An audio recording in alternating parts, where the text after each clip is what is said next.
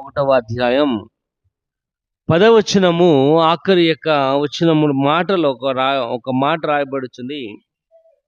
దిగులు పడకము, నేను నిన్ను బలపరుతును, నీకు సహాయము చేయువాడను నేనే, నిత్యను నా దక్షిణ హస్తముతో నిన్ను ఆదుకొందును అని. చాలు, ఇక్కడ రాయబడుచుంది, నీతి అను నా దక్షిణ హస్తముతో నేను నిన్ను ఆదుకొందును అని. ఈ వచనాన్ని ధ్యానం చేస్తున్నట్లయితే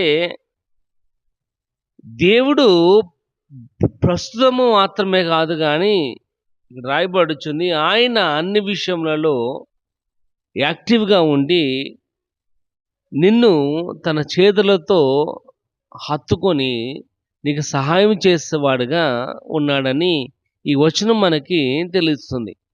ఇక్కడ ఆయన అంటున్నాడు,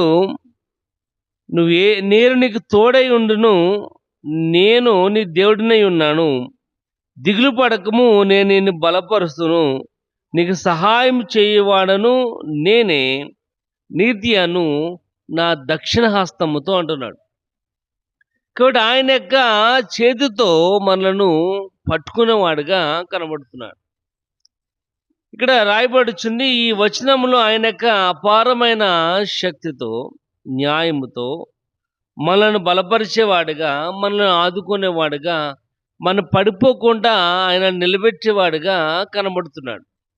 ఇక్కడ వచనము రాయబడుచుంది, నీతి అను నా దక్షిణ హస్తముతో నేను నిన్ను ఆదుకుంటాను అని. కాబట్టి ఉదయకాల సమయంలో మనం నేర్చుకుందాం, దేవుడు తన దక్షిణ హస్తముతో ఏ విధంగా మనలను ఆదుకునేవాడుగా ఉన్నాడు.